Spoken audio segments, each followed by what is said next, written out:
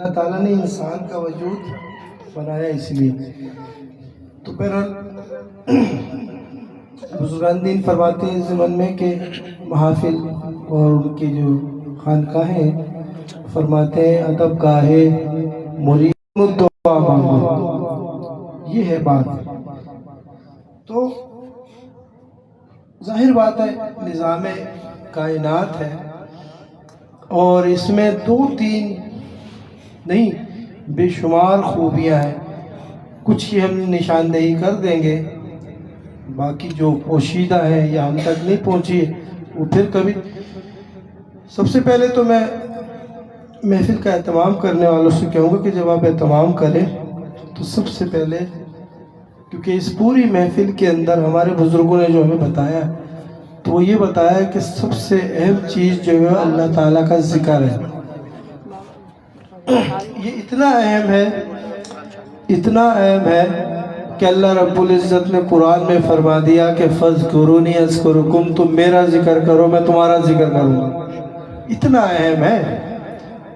مقصد ہم social media کا دور ہے، ہم دیکھتے رہتے ہیں اپنے معاشرے میں کہ اگر کوئی بہت بڑا مشہور و معروف شخص ہمارے بارے میں چار باتیں کر دیتا ہے تو ہم دنیا کو بتاتے ہیں، دنیا کو سناتے ہیں. وہ یہ سناتے ہیں کہ دیکھو یار فلاں فلاں مشہور شخص نے میرا ذکر کیا ہے، میری بات کری ہے، اس کو دنیا میں پھیلاتے ہیں. اور پھر یہ تو ہم کہہ رہے ہوتے ہیں، مگر یہ دیکھیں کہ اللہ تعالیٰ کی ذات کتنی غفور الرحیم ہے کہ وہ خود قرآن میں فرما رہی ہے کہ تم میرا ذکر کرو میں تمہارا ذکر کروں گا. اس کو اب ظاہر بات ہے بندہ جب اللہ کا ذکر کرتا ہے، تھوڑی سی آواز بڑھا دو، جب بندہ اللہ کا ذکر کرتا ہے وہ تو ہم سن لیتے ہیں جب ہمارے سامنے کوئی اللہ کا ذکر کرتا ہے، مگر اللہ جب بندے کا ذکر کرتا ہے وہ ہمیں آواز نہیں آتی ہے بظاہر. تو رضا خان صاحب بریلوی رحمۃ اللہ علیہ نے اس حوالے سے فرمایا کہ اس کی مثال یوں لے لو کہ فَاذْكُرُونِي أَذْكُرُكُمْ، تم میرا ذکر کرو.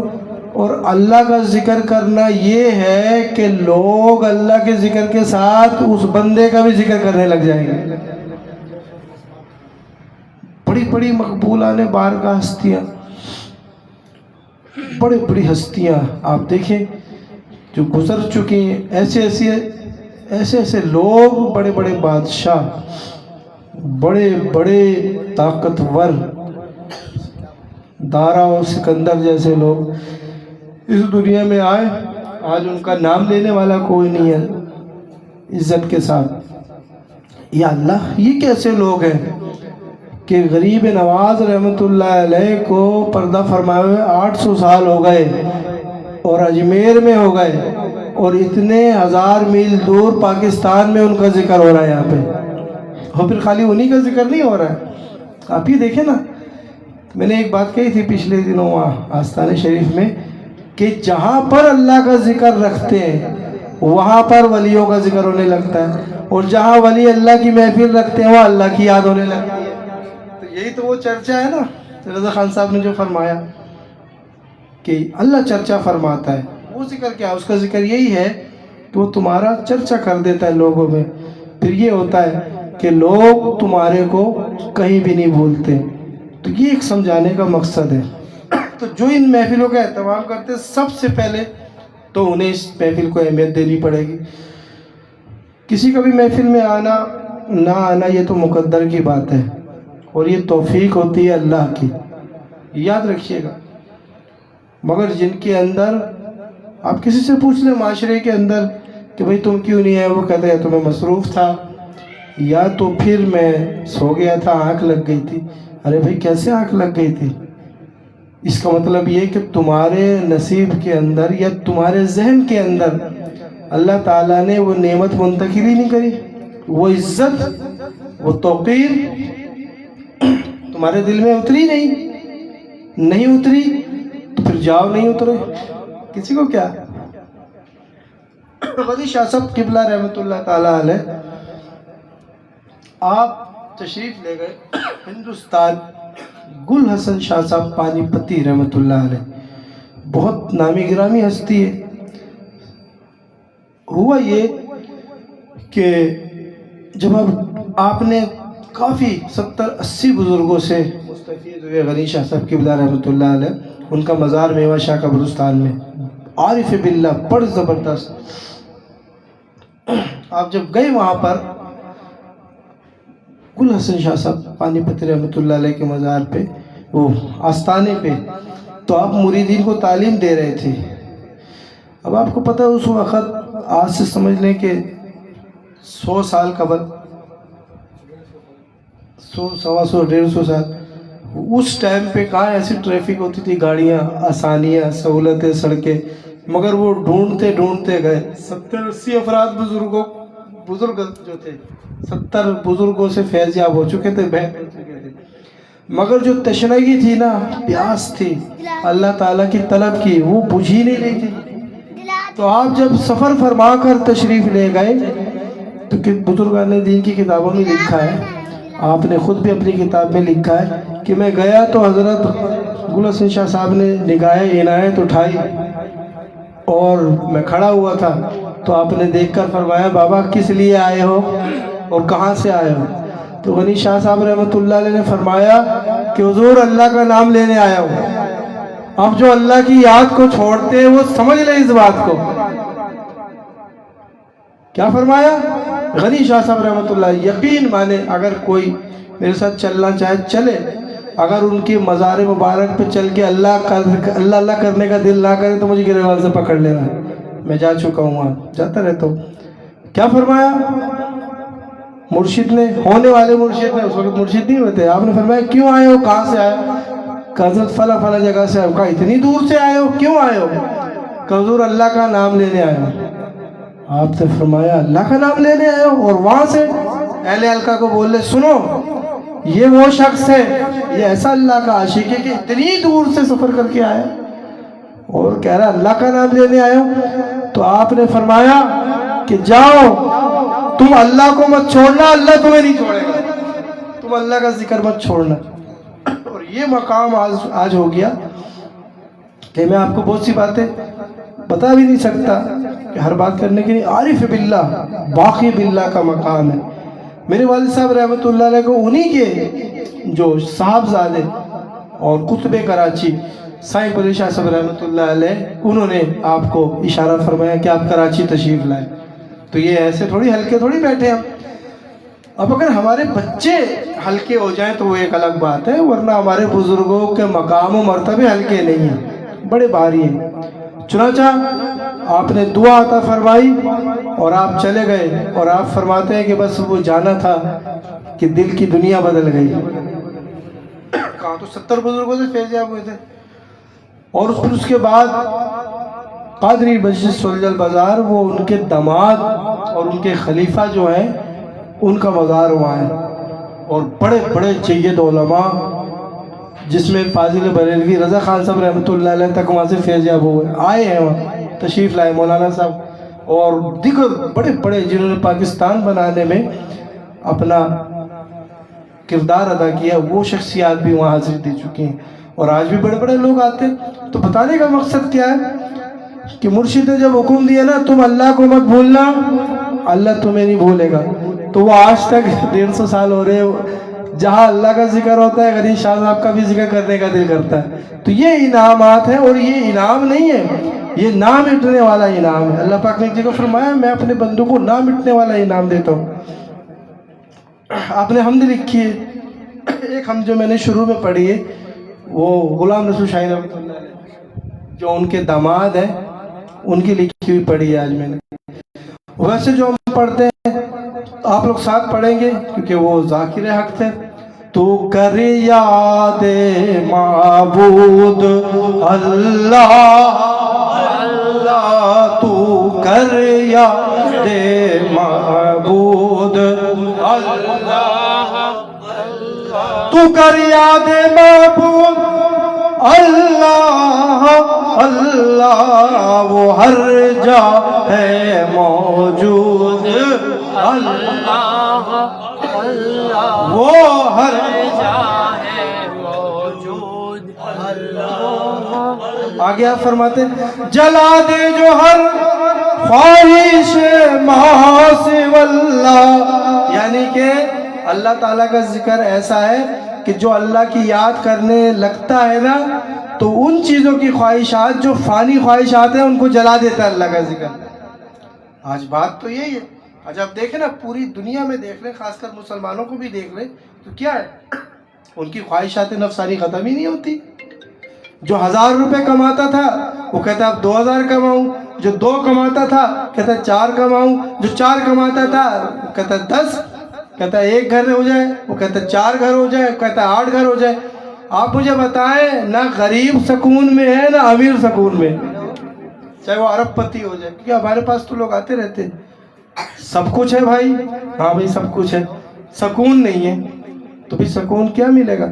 سکون تو اللہ بذکر اللہ تطمئن القلوب، اللہ کی یاد میں دلوں کا سکون ہے۔ تو تم کہاں بھاگ رہے ہو؟ بعض تو ایسے ہیں کہ جو انتظار کرتے ہیں کہ اللہ کا ذکر ختم ہو جائے تو ہم لنگر کھانے جائیں گے، تو کرتے رہو۔ تو یاد رکھنا ایک جگہ فرمایا گیا کہ جو اس دنیا میں جس کی محبت میں زندہ رہتا ہے اس کا انجام بھی اسی کے ساتھ ہو جائے گا۔ اب جو اللہ کی یاد میں زندہ رہے گا وہ اللہ کی رحمتوں کے سائے میں رہے گا، اور جو دنیاوی چیزوں کے چکر میں رہے گا وہ دنیا ہی کے ساتھ دفن ہو جائے گا۔ سمپل بات۔ اور فرماتے ہیں جلا دے جو ہر خواہش ما سوی اللہ کے کافی مقصود اللہ، اللہ کے کافی ہے مقصود اللہ، اللہ تو کر یاد معبود اللہ، اللہ نہیں کوئی شے اس سے پوشیدہ جگ میں، کوئی شے اللہ تعالیٰ کی ذات سے پوشیدہ چھپی ہوئی نہیں ہے، وہ ہر چیز کو دیکھتا ہے۔ تم دھوکے دیتے ہو وہ اس کو بھی دیکھتا ہے، تم 7 پردوں میں جا کے گناہ کرتے ہو وہ اس کو بھی جانتا ہے، اس سے کیا چھپا ہے؟ نہیں کوئی شے اس سے پوشیدہ جگ میں کہ کل کا ہے مشہود اللہ، اللہ کے کل کا ہے مشہود اللہ، اللہ تو کر یاد معبود اللہ، اللہ وہ ہر جائے موجود اللہ۔ آگے فرماتے جو ہے ما سوی اللہ کے سب کی حد ہے، جو ہے غیر محدود اللہ، جو ہے غیر محدود اللہ، اللہ تو کر یاد معبود اللہ۔ مقطع ہے مگر یہ یاد رکھیں اس مقطع کے اندر سبق ہے، آپ سبق دے رہے ہیں، اور سبق آخری سبق میں کہتا ہوں اگر کوئی ہوگا تو وہ یہی ہوگا، اور اگر اس راز کو کوئی سمجھ گیا تو میں چیلنج کرتا ہوں کہ اس کی غفلت دور ہو جائے گی، وہ اللہ کے قریب ہو جائے گا۔ اب فرماتے ہیں غنی پھر نہ شاید دم واپسی ہو۔ اب مجھے بتائیں، ایک مثال دیتا ہوں میں، اگر کسی کو یہ پتہ چل جائے کہ صبح 4 بجے اسے پھانسی ہوگی، ہوتا ہے نا سزائے موت ہو جاتی، کسی کو پتہ چلے تجھے صبح 4 بجے سزائے موت دے دی جائے گی یا 1 مہینے بعد سزائے موت دے دی جائے گی، مجھے بتائیں اس کا عمل کیا ہو جاتا ہے؟ اس کا عمل تو صحیح ہو جاتا ہے نا، تو چھوڑ دیتا ہے سارے گناہ، ساری برائیاں چھوڑ دیتا ہے۔ کیوں؟ کہ اس کی نظر میں طے ہو گیا کہ اب میرا آخری وقت اتنے دنوں میں ہو جائے گا۔ اب وہ نمازیں بھی پڑھتا ہے، جیل کے اندر روزے بھی رکھتا ہے، سب کرتا ہے۔ تو اس کا مطلب تو یہ ہوا نا کہ ہم جو آزادی کے اندر غافل ہیں تو اب موت کو بھول کے بیٹھے ہوئے، سیدھی سی بات ہے، ہمیں یاد ہی نہیں ہے، ہم فرعون بنے ہوئے کہ ہم نے مرنا ہی نہیں، مرنا ہے بس۔ تمہارے مرنے میں اور ولیوں کے مرنے میں یہ ہوتا ہے کہ تم غفلت میں رہ کے مرتے ہو، وہ اللہ کی محبت میں مر جاتے ہیں بس۔ तुम जब मरते हो ना दुनिया की मोहब्बत में, हम जैसे लोग जब मरते हैं तो क्या होता है, हम फना हो जाते हैं, और वो अल्लाह वाले जो होते हैं वो बका हो जाते हैं। बका बिल्ला का मकाम है। गनी शाह साहब रहमतुल्लाह आप फरमाते गनी फिर ना शायद दमे वापसी हो, तू कर दिल से अफजूद अल्लाह। आप कह रहे हैं तू जल्दी जल्दी अल्लाह का जिक्र कर, जल्दी जल्दी, क्योंकि जब तू बार बार जल्दी जल्दी अल्लाह का जिक्र करेगा तो अल्लाह तबारक व तआला के फरिश्ते तुझ पे रहमत के फल डाक देंगे, तू रहमत के साहिब। ये भी हदीस शरीफ है। जन्नत के फल कहा गया, ये भी हदीस शरीफ है। अब बातें तो मैं और भी बड़ी वैसी कर सकता हूँ, मगर आप समझें इस चीज़ को, इस मकाम को समझे ना। एक ही सबक समझने के लिए हमारे लिए काफ़ी है कि ख्वाजा मोइनुद्दीन चिश्ती रहमतुल्लाह अलैह की आज उनकी महफिल, आप ये देखिए कि उनकी महफिलें, तो उनका मकसद क्या रहा, उनका मामला क्या रहा। सब कुछ अल्लाह की राह में छोड़कर आपने क्या किया, बुजुर्गान दीन की सोबत पे चले गए। हज़रत इब्राहिम गुंदोज़ी रहमतुल्लाह अलैह, आप उस वक़्त नौजवान थे। ख्वाजा गरीब नवाज़ रहमतुल्लाह अलैह बाग और एक चक्की आपको विरासत में मिली थी, तो वहाँ पर आप बागीचे में काम कर रहे थे। तो एक मजज़ूब बुज़ुर्ग आए अल्लाह वाले, आकर बैठे। तो ये दस्तूर है औलिया अल्लाह का, ख्वाजा गरीब नवाज़ रहमतुल्लाह अलैह ने अपने बाग में से अंगूरों का गुच्छा एक वो तोड़ा, और तोड़ने के बाद आपने पेश किया उस बुज़ुर्ग को। आप मजदूब थे, जब पेश किया तो ख्वाजा गरीब नवाज़ की तरफ देखा उन्होंने, देखने के बाद यानी अंदाज़ा लगाया कि ये अहले दिल है, ये अदब करने वाला शख्स है। ये होता है देखिए। तो गरीब नवाज़ तो उस वक्त नौजवान थे, काफ़ी नौ उम्र थे।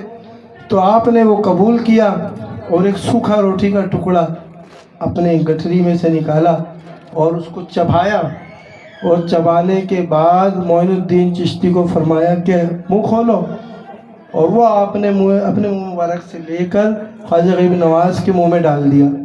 तो जब डाला, आपने चबाया, ख्वाजा मोइनुद्दीन चिश्ती फरमाते हैं कि वो सूखा रोटी का टुकड़ा जो वली के मुंह से निकल कर आया था, उसको खाना था कि सातों आसमान और ज़मीन के राज आशना हो गए मेरे ऊपर, यानी वो चीज़ें हो गई। अब ये कौन कह रहा है, मोइनुद्दीन चिश्ती। आपको पता है इनका क्या मकाम है? इनका ये मकाम व मर्तबा है कि 90 लाख काफिरों को कलमा पढ़ाया। 90 लाख।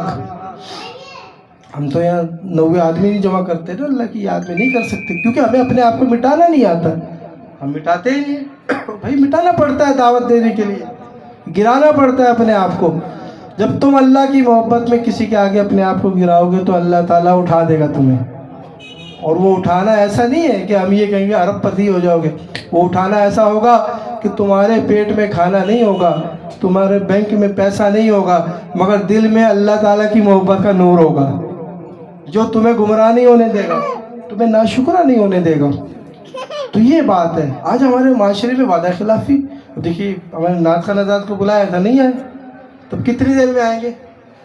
शादी के रास्ते में 5 नंबर में। कमाल बात है, टाइम तो आइंदा, वरना बोलो भाई आ जाओगे तो फिर हमारा जिम्मा नहीं है। तो ये बात है, वादा खिलाफी हमें समझ ही नहीं आती। तो आइंदा ख्याल कीजिएगा, आप लोग भी जिक्र हो, जिक्र में बैठो, सारे इंतज़ाम अपने पहले कर लो। तो ये वजह है। तो बात समझ रहे? तो गरीब नवाज़ रहमतुल्लाह अलैह बड़ी मुश्किलात से ज़िंदगी गुजारी। बताते जब वक्त विसाल आपका आ रहा था, करीब था वक्त विसाल, तो आप रहमतुल्लाह ताला अलैह की रूटीन थी ज़िक्र बिल जहर, जिस तरह भी हमने करा वो आप फरमाया करते थे। तो आखिरी रात जो आपकी शब थी उसमें आपने 5 गालिबन या 6 रजबुल मुरज्जब आपने खानका का कमरा भेड़ा बंद करा और अंदर ज़िक्रुल्लाह की आवाज़ आने लगी, अल्लाहु अल्लाहु। जब ये आने लगी तो मोइनुद्दीन चिश्ती रहमतुल्लाह अलैह की वो आवाज़, जिस तरीके से रात ढलती गई उस आवाज़ की तवानाई भी कम होती गई, आवाज़ हल्की होती गई। तारीख़ में लिखा है कि फिर उसके बाद एकदम سکتہ طاری ہو گیا، خاموشی ہو گئی. جب خاموشی ہو گئی تو مریدین کو تھوڑا سا احساس ہوا کہ اللہ خیر کرے، کیونکہ وقت بھی ہو چکا تھا حضرت کے باہر آنے کا، مگر وہ باہر نہیں آئے. جب ایسا ہوا تو خواجہ غریب نواز معین الدین چشتی رحمۃ اللہ تعالیٰ علیہ قبلہ کا جب کمرہ کھولا تو کتابوں میں بزرگوں نے لکھا ہے، غالباً سلیم چشتی نے بھی لکھا ہے اپنی کتاب میں، کہ جب وہ حجرہ مبارک کھولا تو کنڈی نہیں لگی ہوئی تھی اندر سے. جب کھولا تو حضرت خواجہ معین الدین چشتی رحمۃ اللہ علیہ اللہ تعالیٰ کے حکم کے مطابق اپنے رب سے مل چکے تھے. آپ کا وصال باکمال ہو چکا تھا. مگر اس سے بھی زیادہ مریدین کو حیرانگی یہ ہوئی، یعنی آپ دیکھیں آخری عمل ان کا کیا تھا؟ ذکر الہی. مگر اس پہ بھی بڑی عجیب بات یہ ہوئی کہ جب آپ کے چہرے مبارک پیشانی کپڑا اٹھایا تو پیشانی پہ نوری ڈوریوں سے لکھا ہوا تھا معاطف اللہ حبیب اللہ، یعنی کہ اللہ تعالیٰ کا محبوب اللہ کی محبت میں فدا ہو گیا. یعنی کہ اللہ کی محبت میں ہم پڑھتے نا حبیب اللہ معاطف اللہ، اللہ کا محبوب اللہ کی محبت میں روانہ ہو گیا. تو اب آپ دیکھیے کیا مقصد تھا ان کا، آغاز دیکھیں زندگی کا، ان کا انجام دیکھیں. آج بھی آپ دیکھیں، ایک بار گورا آیا تھا، ایک ہندو، وہ گورا آیا تھا ہندوستان میں. تو جب وہ آیا گورنر تھا غالباً، تو کتابوں میں لکھا ہے کہ وہ جب اس نے دیکھا معین الدین چشتی رحمۃ اللہ علیہ کے دربار پہ کہ ہندو بھی آ رہے، فلاں بھی آ رہے، فلاں بھی آ رہے، سبھی آ رہے، مسلمان بھی آ رہے، کافر بھی آ رہے. تو اس نے جا کر جب میڈیا میں انٹرویو دیا، اس نے کہا کہ میں آپ کو سچی بات بتا رہا ہوں، میں نے زندگی میں ایسا معاملہ نہیں دیکھا، ایسی شخصیت نہیں دیکھی کہ جس سے لوگ اتنی محبت کرتے ہوں، ہندو بھی آتے ہوں، مشرک بھی آتے ہوں اور فیض پا کر جاتے ہوں. تو میڈیا والے نے کہا کیا مقصد ہے؟ کا مقصد یہ کہ اجمیر میں ایک اللہ والا رسول پاک کا غلام بیٹھا ہوا ہے، اور اس ملک کے اوپر میں نے اپنی آنکھوں سے دیکھا ہے کہ ایک قبر حکومت کرتی ہے. یعنی کہ اس نے اپنے انداز سے کہا کہ ایک قبر کو حکمرانی کرتے ہوئے دیکھا ہے. اب یہ عقل میں آنے والی بات تو نہیں کہ قبر حکمرانی کرے. قبر سے مراد کیا ہے؟ قبر سے مراد قبر نہیں ہے، قبر سے مراد جو قبر کے اندر آرام فرما رہی ہے ہستی، وہ ہے. اب ہم مزارات پہ جاتے ہیں، لوگ کہتے ہیں جاہل لوگ کہ قبر پرستی کرتے ہیں، قبر کی پوجا. قبر کی پوجا نہیں کرتے بھائی، قبریں تو بہت ہیں قبرستان میں، ہر قبر پہ چادر تھوڑی چڑھتی ہے. ایک سوچنے کی عزت بات ہے کہ اگر ہم قبروں کے پوجنے والے نعوذ باللہ ہو تو پھر تو ہر قبر کے آگے سجدہ کریں. ہم قبر پہ نہیں، ہم صاحب قبر کی محبت میں جاتے ہیں. بات یہ کیونکہ میرے سے گفتگو لوگوں کی ہوتی رہتی ہے، عقائد کی بات کر رہا ہوں. تو یہ چادر کیوں چڑھاتے ہو؟ بھائی یہ بتاؤ کعبۃ اللہ پہ غلاف کیوں چڑھاتے ہو؟ کہتے ہیں کیا ولی کو سردی لگتی ہے؟ تو ہمارے کچھ علماء تھوڑا ہنسی کے انداز میں بھی بات کرتے، وہ کہتے ہیں ہاں بھائی ظاہر ہے، ہم اس لیے مزار پہ چادر چڑھاتے کہ ان کو ٹھنڈک لگتی ہے، کیونکہ ان کی قبر کے اندر جنت کی کھڑکی کھلتی ہے. تم نہیں ڈالتے ہو کیونکہ ان کو گرمی لگتی ہے، ان کے جہنم کا راستہ کھلا ہوتا ہے.